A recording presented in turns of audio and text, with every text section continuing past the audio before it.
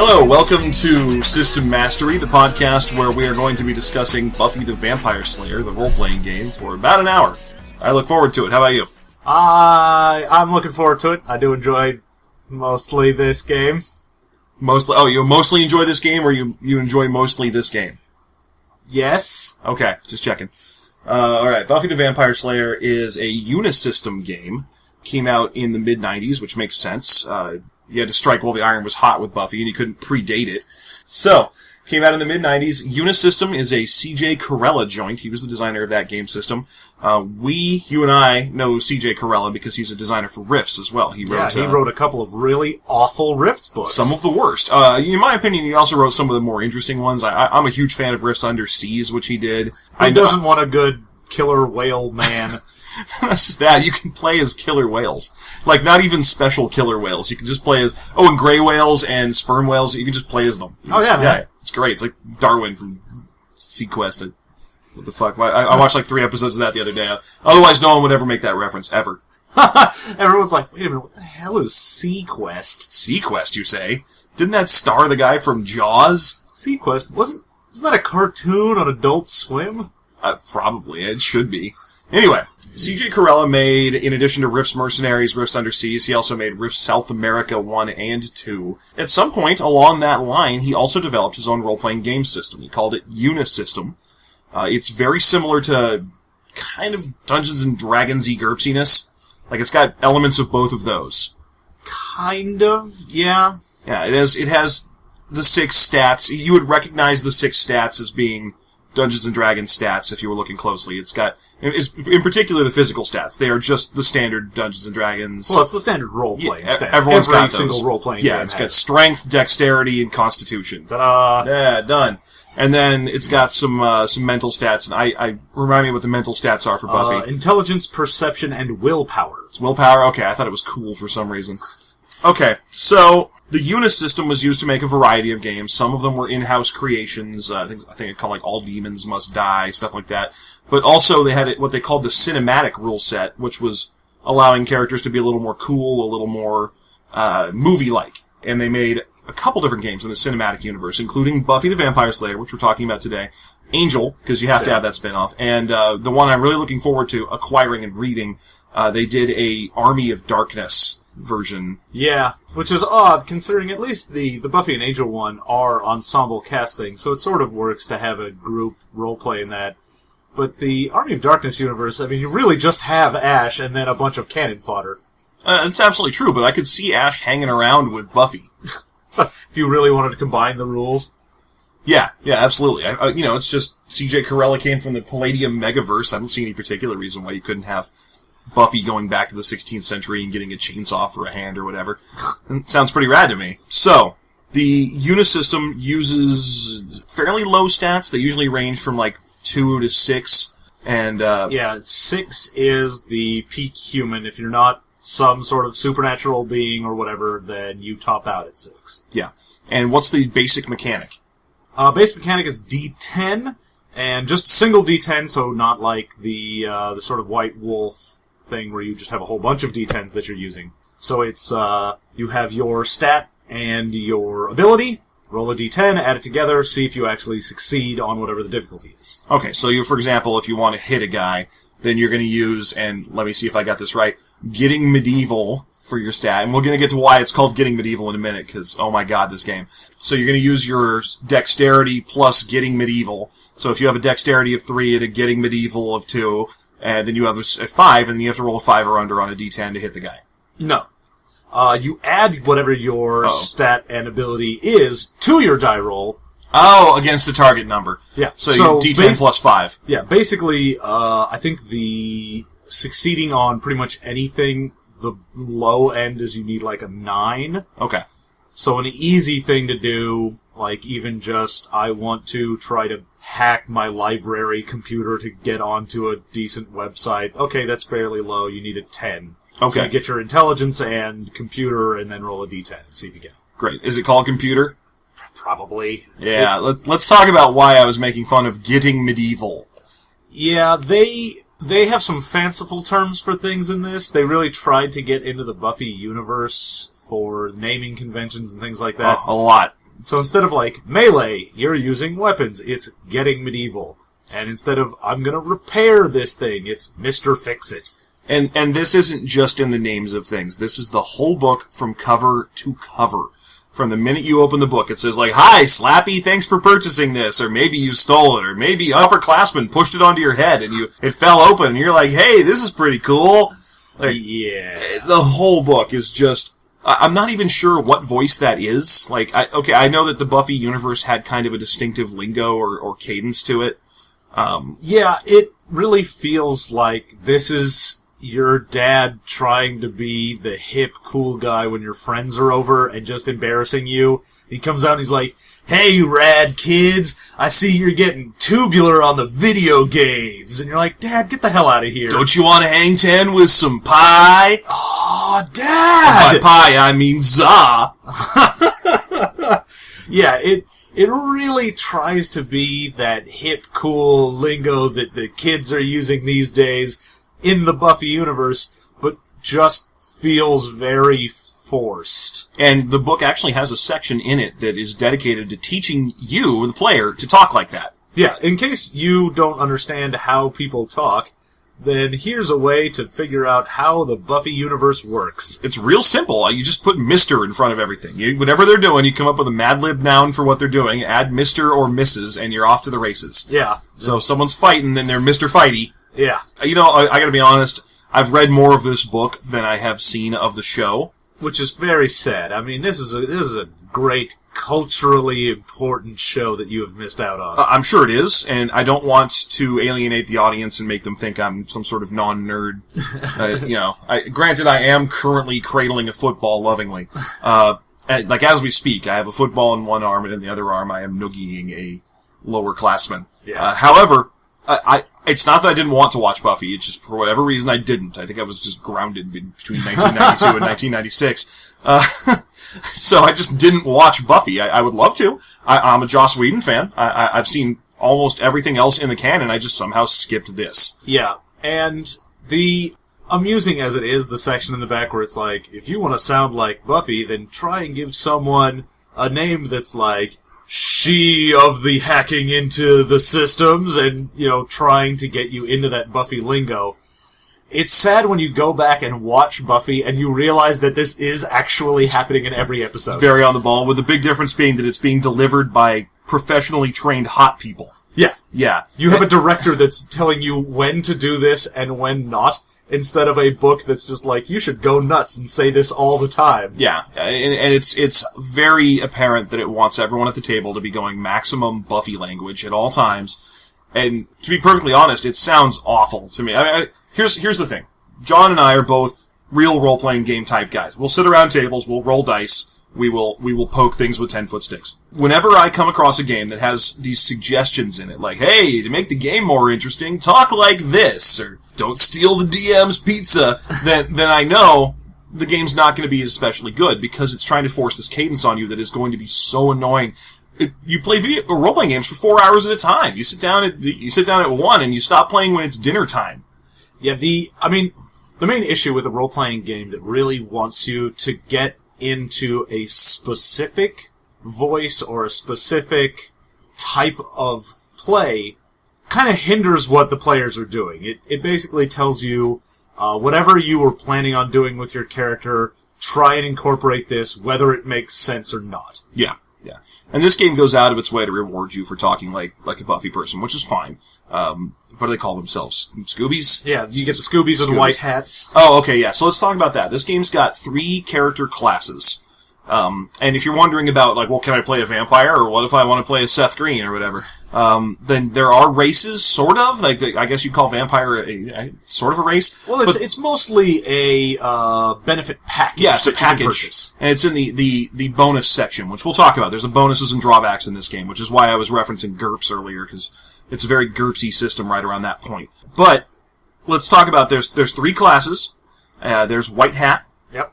And that's what almost the entire Scooby team is. Yeah, any of your basic, any of the high school students that would be at Sunnydale High, even things like the Watcher, so if you were Giles, any of the ones that aren't supernatural, essentially. Yeah, Buffy's mom, anyone along those lines. Those are White Hats. You've got Hero, And that's what your Buffy is. Buffy at the beginning of the story is a hero, and then you have your experienced hero. An experienced hero is basically just a hero with more XP. Yeah, which is funny because it starts with, the same 0 XP. It's just, it's for basically playing a higher powered game, if you want. When they do little pictures for each one of them, it's got, I believe it is Xander representing the White Hats, and Xander, if you haven't watched the show like me, is a goofball that hangs around with Buffy. Yeah, he's sort of the comic relief character. And then for Hero, I think it's one of her boyfriends from one of the seasons. That would be Riley. The initiative soldier. Yeah, and then Experienced Hero is actually a picture of Buffy. And that's, they're saying you could play all three of these classes at the same time and have a reasonably okay story. It's gonna be unbalanced, but it's not like this game is player versus player, so go ahead. But it does recommend that you not let players play Experienced Heroes. Yeah, well, the Experienced Hero is there essentially for... they have this game starts timeline-wise. It came out right after season 5, so they say if you wanted to do something in the timeline that was early seasons, back before people got super powerful, had a bunch of weird things that they could do, go ahead and play White Hats and just Heroes. If you want to play with the later seasons, Willow is a super powerful witch, and so on.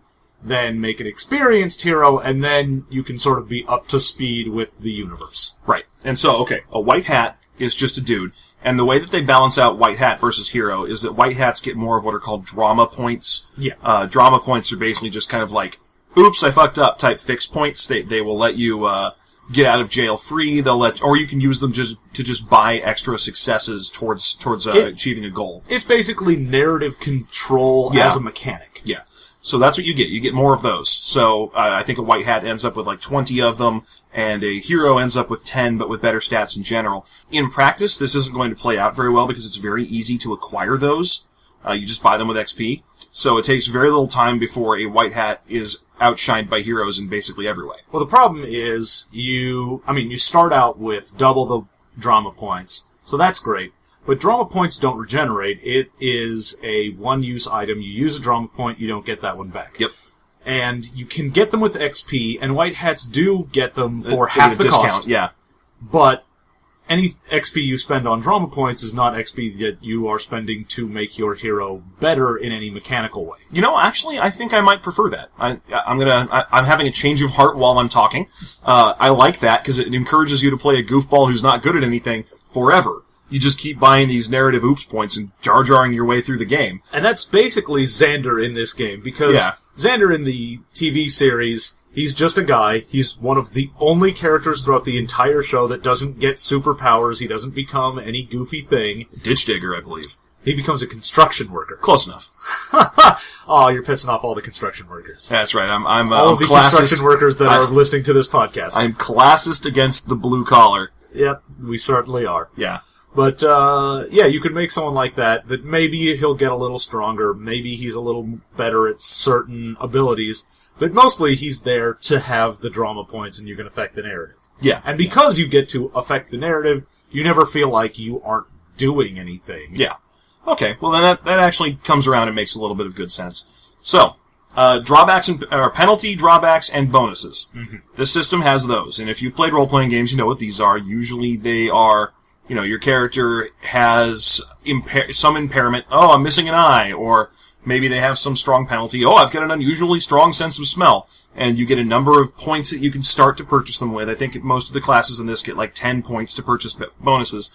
And you can take the drawbacks to get extra points. Yeah. And there's a maximum number you can do. So you can only have up to 10 points worth of drawbacks added to your original pool. So you can get up to like 20 points worth of bonuses in the first place. Yeah. And that's fine. This game has a lot of them. And I am on record as not really liking these systems, because to me they generally tend to become ways to purchase penalties that are actually just buying the spotlight. And if not buying the spotlight, then at least things that don't ever matter. Yeah. There's always shit in these things like halitosis, there's a person who hates me. Yeah, and when you're playing in a game that's specifically about, you're fighting like... vampires and demons, you're like, I took a penalty, and there's a vampire that doesn't like me. Oh, well, yeah, you're killing vampires professionally. Of course they don't like you. This one has a couple of them that I think are particularly egregious. I would say the class clown one. The class clown, you get 1 point for being jokey, and that's it. There's no mechanical drawback, and it just says, maybe you're making jokes at inopportune times. Which means maybe you're playing a role-playing game with your friends. Yeah. Yeah, so you get a bonus point, and it basically is sort of a handshake agreement that you're going to always be telling jokes all the time. So, I feel like everyone's just going to take that, because, I don't know, maybe it's because I've never really sat in on one of those ultra-serious role-playing game sessions where no one's telling jokes or making references to Monty Python, or stealing the DM's pizza. Yeah, the class clown thing is... There's going to be several people who, of course, are going to want to make characters that aren't the main cast, but are basically just the main cast with some twist. So there's going to be at least someone that's like, I want to be Xander, I want to be that, but I'm also a badass kung fu guy, so I'm a class clown, and that'll give you 1 more point to spend towards being a badass kung fu guy. And I feel like every character on Buffy was a class clown. I think like they were just speaking entirely in quips all the time. Well, you had people who were I make a lot of references, which is another thing that the back of the book suggests you do, which is make a lot of pop culture references. But you didn't have people that their whole thing was being the class clown. So, like, Willow and Buffy may have made references to stuff, but you didn't really get the sense that they were going out of their way to be jokey. Yeah. You can also be ugly or attractive. And I like that the book does say that pretty much everyone that went to Sunnydale High was at least 1 point of attractive. You can also be an artist. There's all kinds of these. These just go on for pages and pages. Oh, here it is. It's called Clown. That's the one that I'm so much against. It's a 1 point drawback, and you have to constantly make jokes. Wise guy, eh? The clown refuses to take things seriously and is always coming up with jokes and wisecracks, even at the most inopportune moments. So that's not a penalty. Hey guys, I have to tell these bad jokes. Yeah, and I mean, it's not even like you have a 1 point drawback that's violent, and you will be prone to starting combat when you shouldn't. Because then, at least, you can mess up a narrative, and there's some chance that you might be annoying to the rest of the party that way. But with the clown, you're like, I make a joke, and if the DM isn't like, you just made a joke and this demon hates jokes and he immediately attacks you, then it's just, okay, thanks, Dave. Yeah. You also have humorless. That's the other end of the other side of the same coin. You can be someone who doesn't like jokes at all. No penalties. Actually, you get 1 point worth of drawback bonuses. Yeah. In exchange, you don't laugh at anyone's jokes. Yeah. So that's fun. You can easily make a character that's got a rigid code of honor, has a doom to love, and is the class clown. And your result is that you get like 6 points worth of bonus points to spend on things, and you just have to act like a goofball. Yeah. Well, the problem with any drawback merit system is you almost invariably come up Cherry with... pick. Well, it'll say every system has some limit. Like, you can get 5 points, you can get 10 points, whatever. And every single character looks at the you can get up to as you need to buy this many. Yeah. So even if it doesn't make sense for your character to have some drawback, every player is looking at it like, okay, well, I'm just leaving points on the table if I don't get at least 10 points worth of drawbacks. Mm-hmm. So what are the ones that don't matter, and let's all just take those and we'll move along. This is why I never really liked playing GURPS, is because every character... And the reason I keep saying it is because it was the easiest one to do in GURPS was halitosis. Your character has unreasonably bad breath. You get +2 character points or whatever. Eh. Yeah, I was like, oh, okay, well, I'm going to wear power armor the whole game. Or I'm a caveman, and I should probably have bad breath anyway. Again, it should be up to your DM to just go, no, you cannot keep making stupid things that don't matter. Yeah. But so often you have DMs that just don't care. You tell them, I took 10 points worth of drawbacks, these are what they are, and they just go, okay, that's great. Yeah, I don't necessarily reflect upon this as a failure in the design of this game. I actually kind of like the design of this game. I just noticed that this is a regular issue that this type of system encounters when you're building role-playing games. If you put in the penalty merit system, you're going to generally open yourself up to abuse. It's very hard not to. Yeah, and I understand what they were going for with this as far as the point-buy system, as far as spending points. Like, to be the Slayer, it's not, I'm playing the Slayer class. it's spend 15 bonus points, and you get the Slayer package, which comes with a bunch of bonuses and a few penalties. Yeah, it even comes with stat upgrades. Like if you have a dexterity of 5 and you're the Slayer, then it goes to 6. So that's a neat trick. That's the equivalent of playing a race in this game. If you're a vampire or a werewolf... Yeah, it comes with stat bonuses and ability packages, essentially. Mm-hmm. So that's definitely one of the cooler parts. And, you know, I appreciate this game's attempt to do this as a design. I like to see the other games in the same system to see if they work in a similar way. You know, I'd like to see what the penalties and merits of being Ash are, for example. Yeah. To me, this still rings better than some other merit systems. Exalted is a good example. Exalted, like the first edition of that, had the whole... backgrounds. The backgrounds. It's like, I have 3 points in Mentor, so I have a guy who likes me and wants to help me out and teaches me things. I have 5 points in Mentor. I have an incredibly important special guy who doesn't like me and never has time for me. Oh, why did I spend extra points on that?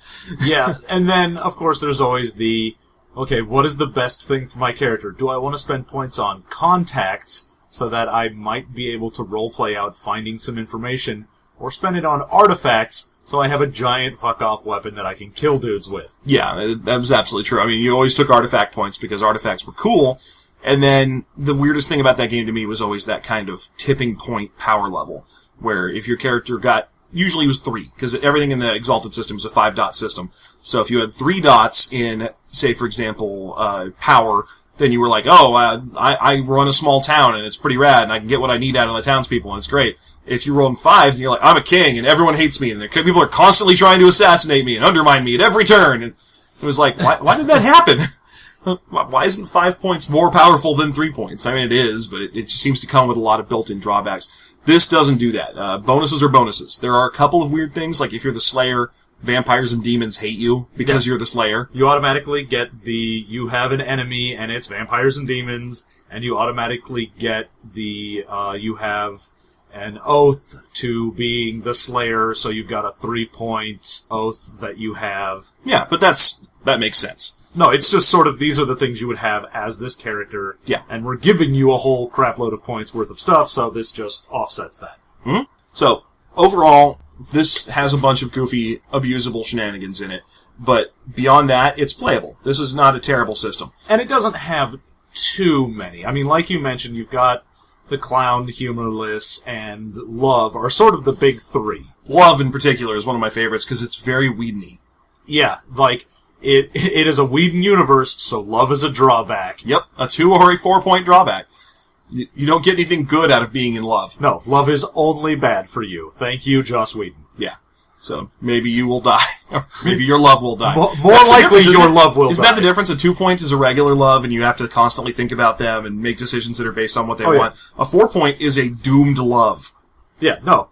Regular love is you have to roll to see if you do anything that is against either helping your love or not paying attention to your love. And the 4-point is you are in love with someone and they are most likely going to die. Okay, the hit points of this game. They're called life points. Mm-hmm.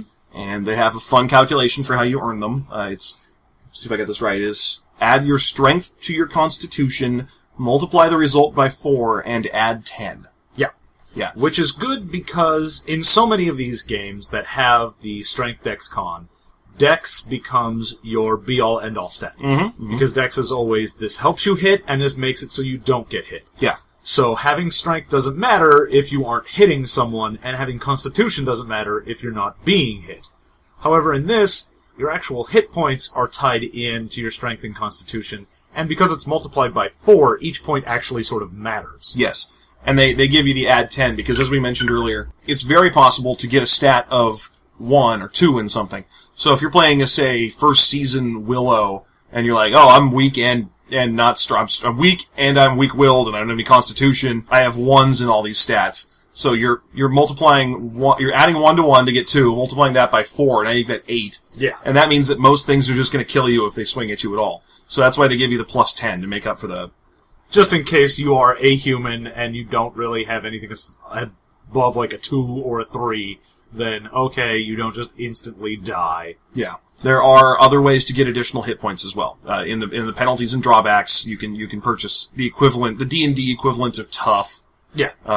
So you can end up with some additional hit points via that. Combat in this game is very simple. As we mentioned earlier, you use the basic target mechanic. You add your stat to your ability. So if you've got a 3 in getting medieval and a 5 strength, and you add those together, and you get 8, you add that to a d10, and then you attack the defense of whatever it is you're attacking. And one of the things that I really like about this game is that and this is early in role-playing game design to see this, they simplify monsters a lot. Oh yeah. Monsters are no longer full stat blocks where we have every stat out, we have them with like full ability spreads and full penalties and bonuses and whatnot, and basically break it down to 3 things. Yeah, what you're trying to beat them with. Are you trying to hit them? Then you're attacking their body. Are you trying to outsmart them? Then you're attacking their smarts. Yeah, you've got brains, body, and is it charm or cool or something like that? Something that's essentially their willpower. Yeah. So you can attack them in those. So basically, a monster is nothing but 3 different target difficulties that represent how you're trying to beat it. It also probably has a bag of life points that you try and So it's interestingly simple. You can easily generate any kind of monster you need to fight, and of course we're talking about Buffy, so monsters could be monsters. They might be ghosts or Dracula or regular vampires or werewolves or what have you, but they could also be bullies. Yeah, you can fight a jock. Sure. So it's nice that you can quickly generate a villain to fight very easily and have a whole bunch of them that you can have in front of you when you're playing as the director, which is the storyteller or dungeon master of this game. And one of the nice things is, and we mentioned this before talking about Heroes Unlimited, where they didn't have any sort of, these are sample character things for you to fight.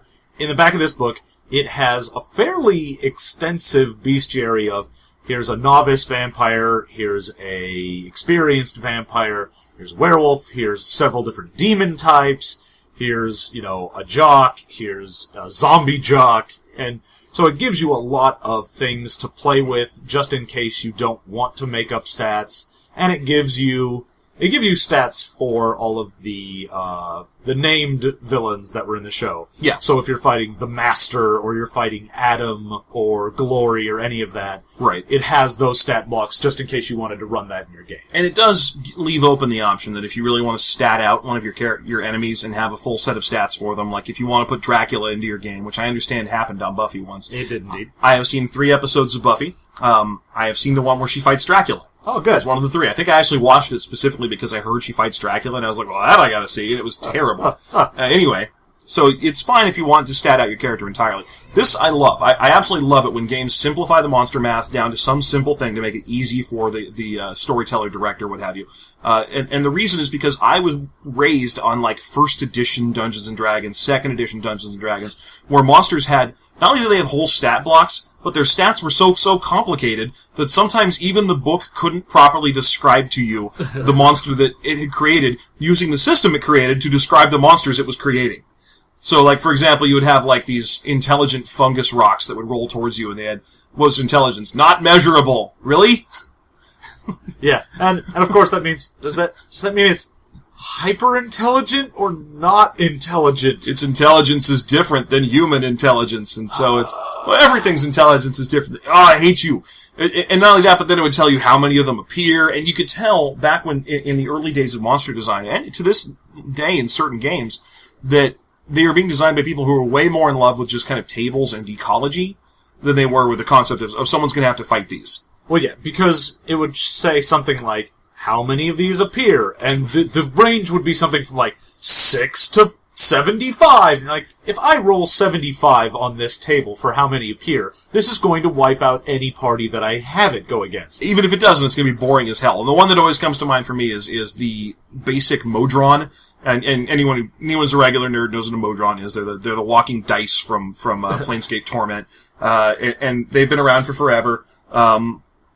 The basic one is called Duodrome. That's the one that's actually 6-sided. And its number appearing is 12 to 144.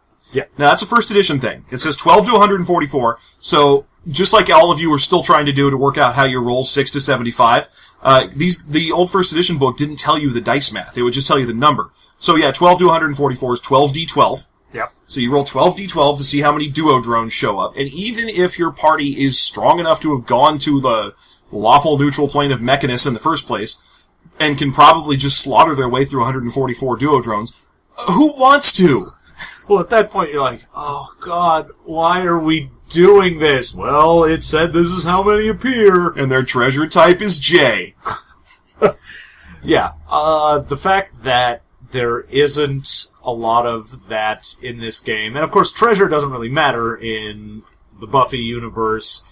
No one's really getting a hold of any mystical item, or if you are, it only matters for that story. Yeah. I mean, are there relevant mystical elements or items that existed in the Buffy universe during the show? No, there were definitely things like, this is this amulet is specifically for this demon, or here's a sword that you have to use to kill specifically this demon. So there was never a point where, I'm going to pull a name out of my ass, and hopefully it's a Bully or Buffy character. There's never a point where Cordelia was like, I'm wearing a ring of +1. No. No one ever gets I've got this, and this is my favorite whatever. Okay. I know there's at least one important mystical artifact, because the first episode of Buffy I ever saw featured her, and that was the little sister character. Dawn, yes. Yeah. She's like a mystical artifact, sort of. Well, she is mystical energy given a form. Fine. And that form is a whiny-ass teenager. You know, if I were to take mystical energy and shape it into a girl, I would probably end up with Michelle Trachtenberg, too.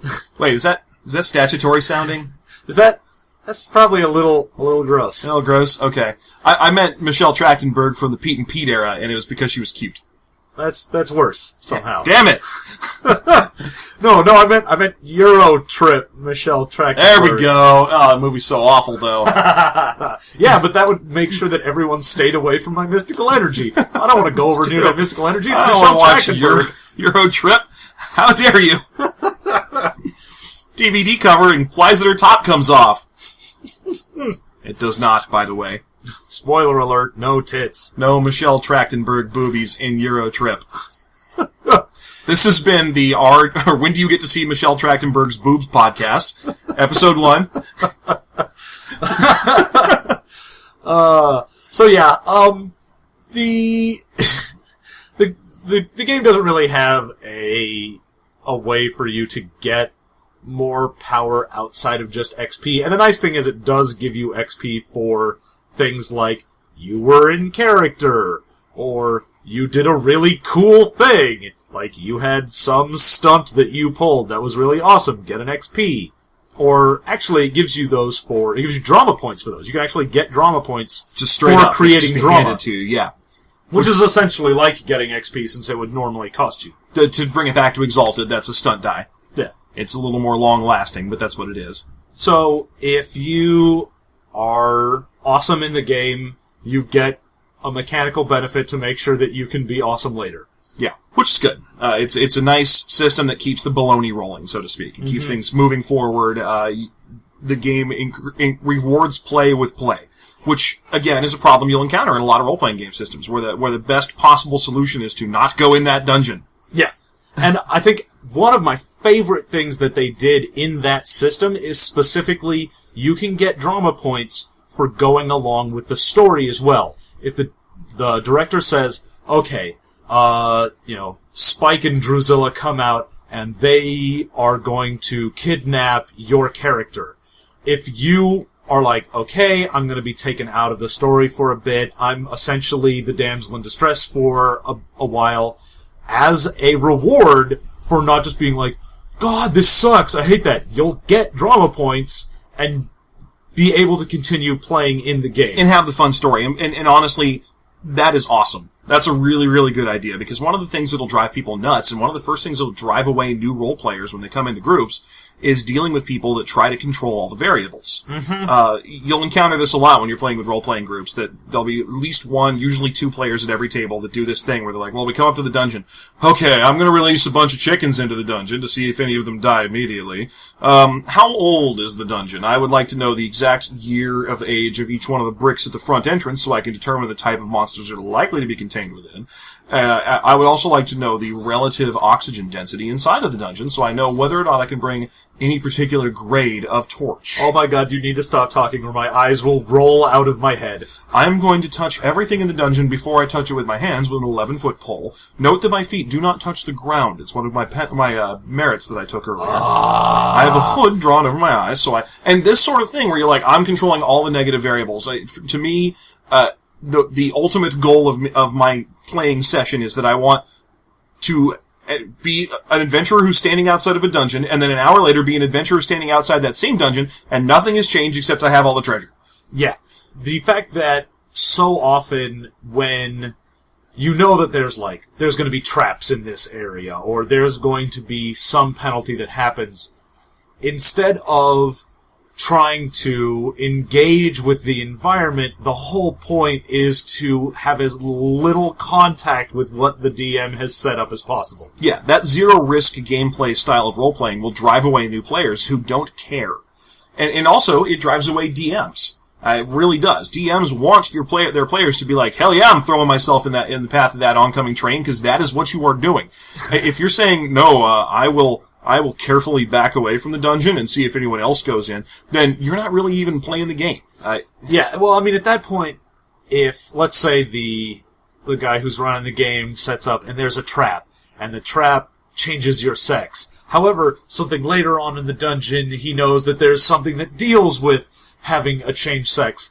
And if you decide, okay, we found some ridiculous, clever way to not have to deal with anything in your dungeon, he's like, why did I even write an adventure? Why didn't I just say, you guys show up at the mouth of the cave. Inside the cave is 3+1 long swords. Have fun. I'm going to go get some food. Right. If you want to take anything away from this particular mini rant from the both of us, it's trust your DMs. They are trying to tell a story. They're trying to use your help. Let them do it. Maybe you'll take some hit point damage. Maybe your character will even die, but you know what? You're allowed to roll another one.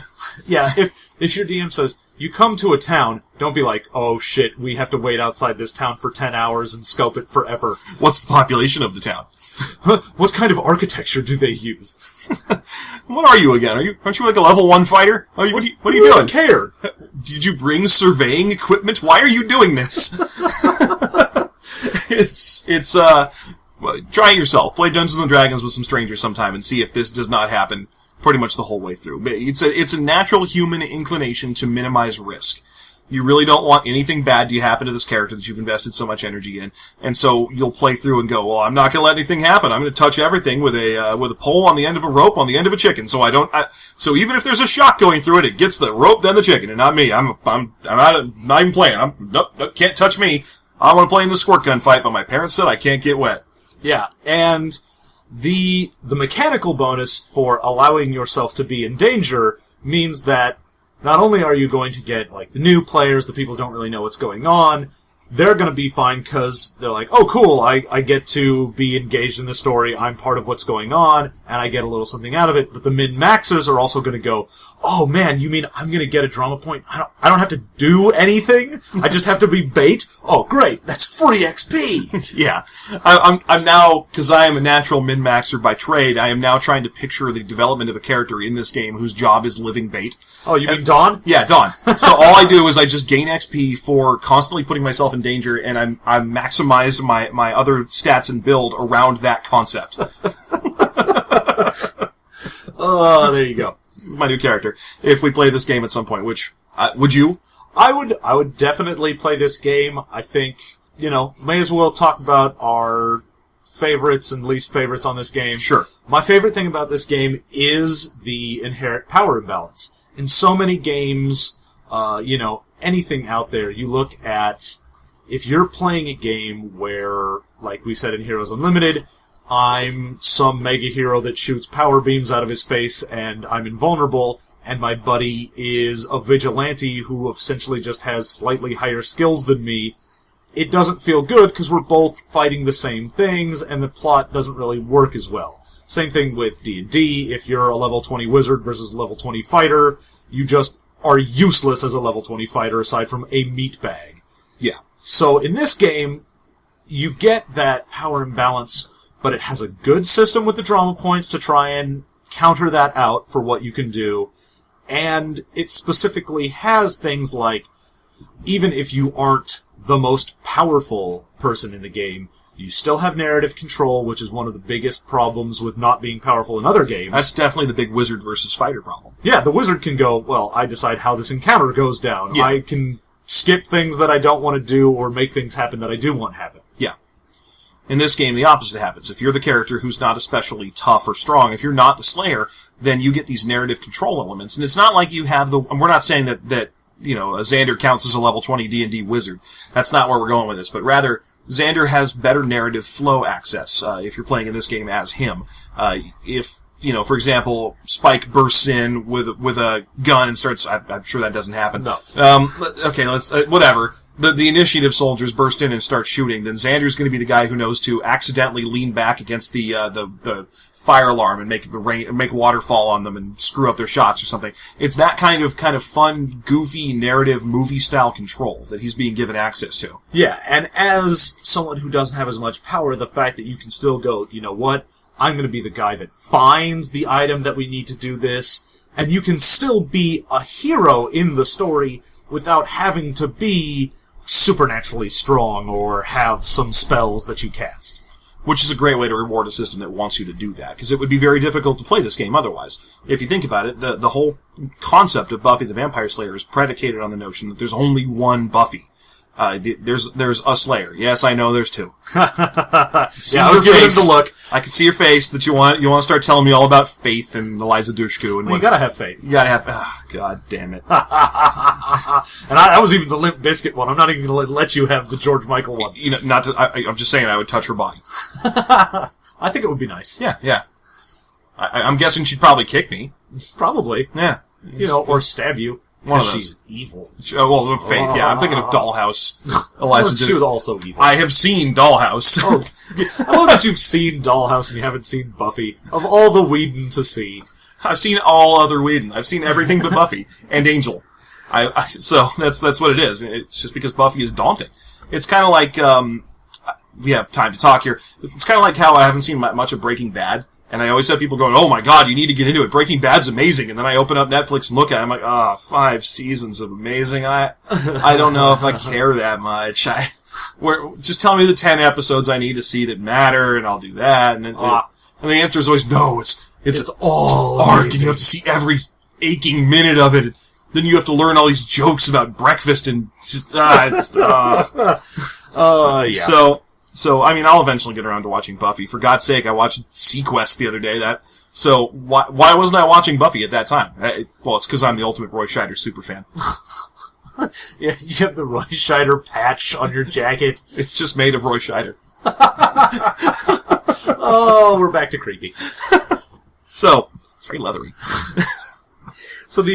And I'd probably say my least favorite thing in this is the tone that the book takes, that sort of goofy, friendly bit, because if you are both experienced role players and new role players who picked up this book, you're like, you know what, I do like Buffy, and I was thinking about either, getting this for my DM or maybe running a game. Trying to read through when everything is in that voice is just like, I don't want to read this anymore. I don't care how good your system is. This is annoying. There are a number of games that are like that. When I was a kid, I had a couple different role-playing games that I just couldn't play, and it was because they had buried a lot of the rules into the chapter text. So there'd be fluff, and then right in the middle of the fluff, it would be like, well, frogmen get a +1 to hit the witches. You're like, what? Why is that in there? Why isn't that in the table?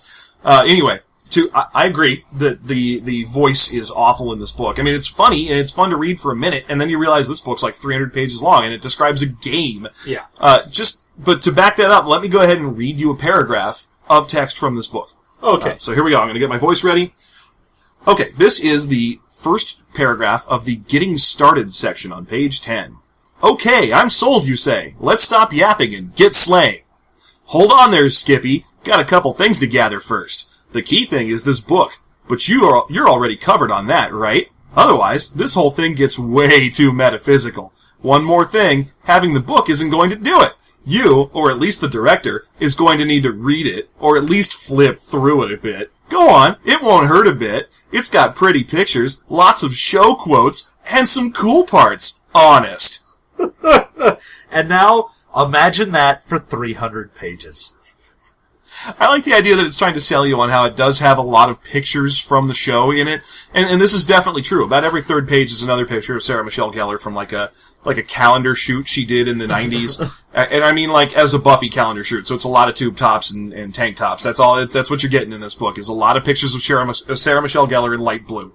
Yeah, again, that tone, even if they aren't going for it, is so condescending. But like, oh, come on, just, flip through it. And there's pretty pictures, because I know you're an idiot. You can't actually read for 300 pages. You know what? This is one of my favorite sections of every role-playing game ever, is that part at the very beginning that's for people who don't know what a role-playing game is. Like, if you're buying your very first role-playing game ever, what do you think of the odds that it's Buffy the Vampire Slayer, the role-playing game? I guess if it's 1994 and you're the huge Buffy fan, then maybe you have a chance of that. Maybe. But, okay, just to give you an idea of what I'm talking about, here's the third paragraph, same section. Dice indeed! You've no doubt seen the small cubes with dots, called pips if you must know, or numbers on them. They can be found in old copies of Monopoly, Parcheesi, or Trivial Pursuit. Heck, you could even bust them out of their confining bubble in frustration or trouble. Always wanted to do that, eh? Okay, first of all, let's just go ahead and say, if you have an old copy of Trouble, don't break open your Pop-O-Matic bubble, because you know what's in a Pop-O-Matic bubble? Fucking D6s. This game uses D10s. Yeah. Oh, that is unfortunate. That'd be really sad. Someone reads that paragraph, immediately runs to their cabinet, smashes the Pop-O-Matic bubble, is like, I'm ready to do this. Now get some 10-sided dice. No! You've tricked me again, Buffy. Okay, so yeah, the tone of this game is ludicrous. It's hard to even read. You'll find this in a lot of licensed games. If all you have is a license, then what you want to do is milk that sucker for as much as you possibly can. And this one did it by having show quotes on every single page. The page I'm reading has 2 show quotes on it. It's got one at the start of every time they start a new little subheading.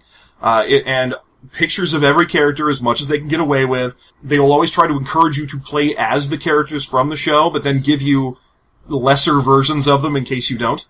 And I'll discuss, that'll be my least favorite just because I was going to go with the voice of the book too. So, I need something new. Anyway, as you were. And that's basically my likes and dislikes for that. Get the neat way you incorporate imbalance into the game that looks like it's imbalancing but has a good balance to it. And then, of course, the voice for just the worst. It's so annoying. Okay, my favorite thing in this book, and it came up earlier, but I'll reiterate it. I like games that make it easy for the person running the game to run the game. Games that give you a good toolkit for being the dungeon master, or in this case, the director, are awesome to me, because that is a hard role. You'll often find you have groups of 5 people where none of them want to be the person running the game. And this game wants someone to run the game and wants it to be easy for them to do it. So, you have to fight a bunch of thugs, just come up with 3 numbers. That's what the thugs have. Go. You're off to the races, have fun with it. It does the same thing with the way that you hand out XP, with the way you hand out drama points. It makes it very easy to create a story and expect that your players will actually follow along. Mm-hmm. So I'm a big fan of that. And that is a problem. You'll find that is the hardest thing to do in a lot of games. You're trying to run some rifts or some Dungeons and Dragons, and you will always find what we were joking about earlier, that players are going to do their best to hijack it. And this game is built around the notion that that's going to happen and tries to give you an out. Yeah, and I think you see that with other games, especially along the lines of certain players want to do certain things, other players don't, and depending on how powerful the character is or how powerful the personality of the person behind the character is, you can have people just sort of hijacking the story and doing whatever the hell they want with it. Yeah. Okay, my least favorite thing. The book has stat pages for all of the Scoobies. So you've got your Xander page and your Cordelia page. It even has the characters who I think were probably off the show by this point. The one that I'm thinking of is Seth Green. I don't think Oz, yes. Yeah, I don't think he made it all the way to season 5. He was out by season 4, yeah. Yeah, okay. So, and it even gives you stats for what characters who were gone by season 1 or 2 or 5 would look like if they weren't gone. So it's got like an updated version of what's Oz up to these days. Making robot chicken. Actually, I think he probably would have been trying to make Greg the Bunny. Or he was just doing Austin Powers movies. There you go. Yeah. So, it gives you the stats for what they're doing. And then it goes, well, maybe you don't want to play the Scoobies. Maybe you actually want to make new characters and play those, because Lord knows about 3/4 of the book is given over to character creation rules, so maybe you actually want to use those. And then it gives you, just in case you don't want to play the Scoobies, but you're too dumb to make your own character, it gives you a bunch of fun templates of characters that are kind of like the guys who aren't quite got the guys. So, like, you've got the psychic, and the former Scooby member, and the watcher, and the jock, and the martial artist. And the martial artist is like, what would you say this picture is? Because most of this book, again, is pictures from the show. It's promotional still frames from the show that they probably purchased from the same company that made stickers and like notebooks and stuff. But then, right when it cuts to things that aren't specifically from the show, like this martial artist, they cut to some artist to do it. And it looks like it's a 90s White Wolf guy. Oh, no, it really looks like Corello went up to his friend that posts on DeviantArt and was like, can you give me a basketball player that's doing kung fu with a sword, but he's totally street, yo? Yeah, he's extremely street, and he's got a whole bunch of streamers coming off everything on him. I think he's got at least 4 streamers coming off as he kind of diagonally jumps upward against his weird blue Maiden Bryce 3D background. This picture looks exactly like one of the characters from that Street Fighter, the role-playing game. Huh. Yeah, no, he looks like he's about to do a tiger knee. Yeah, he's doing a tiger knee in the picture. And then, of course, it gives him a huge list of things that he's thinking, like a whole page of what's up with this guy. The Temple of the White Crane was my home, hidden away from the cities and chaos of the outside world. And a quote for you, because this is a 90s trope as well in role-playing games, is that they thought you could sum up a whole character in a little quip, and you're supposed to write one for your own character. And this guy says, "What is the sound of my right foot smacking your left cheek? Let's find out." Ugh. Do you imagine him saying that during gameplay? Unfortunately, yes, I can. Yeah. To me, that's one of those speech moments, like the TV tropes, like, I pity you, I really do, type moment, where someone's like, gonna start delivering that lecture that the funny thing is, it's Whedon. Whedon knows that those lectures aren't real. Like, anytime that happens in a Whedonverse, they go like, I pity, pap, just punch in the face. Like, that's how you move the story along. Characters aren't allowed to give their dumb speeches. Yeah, no. Whedon is great about whenever anyone starts monologuing, something will stop that monologue. Whether it's them getting hit in the face or, like, the roof caves in on them, something will happen. Yeah, they usually die. Monologuing is a death sentence in a Whedon show. I mean, granted, this is only one sentence, but he's going to keep going after "What is the sound of my right foot smacking your left cheek?" Yeah. No, there's that... Especially putting that quote in there is like, hey, try and come up with every stupid kung fu thing you could ever possibly say to someone, and have that be all you say to anyone. Here's the psychic. The psychic is just like the martial artist. It's just a crappy psychic. It's a girl wearing a spaghetti strap tank top with snake hair and a mini skirt, and she's kind of annoying looking. She looks very White Wolf, very 90s. We got a whole page of how she predicted a bus accident. And here's her quote: "I sense approaching chaos and terror. Ah, Tuesday, right on schedule." Yeah, that's gonna be fun. I'm gonna say that every time. I ask my DM if it's Tuesday, so I can say my quote every time. See, now, and that would almost work if it was like, "I sense approaching danger and chaos," and then camera pulls back and you're at like a Macy's sale. Oh yeah, that'd be perfect. That'd be a very Buffy moment. Yeah. Unfortunately, it finishes with "Ah, Tuesday," which, So, I don't like these. I don't like these in any game. Whenever the game's like, here's a bunch of characters you could play as, because apparently you didn't read the rest of the book. Yeah, the sample character thing, I'm like, if you're someone that doesn't want to make their own character, and you also don't want to just pick one of the actual main continuity characters as well, like, why did you get this book? I know. If you bought the Buffy the Vampire Slayer book, it's because you're either a huge fan of Unisystem, or you're a huge fan of Buffy, or you have a podcast where you review old role-playing games.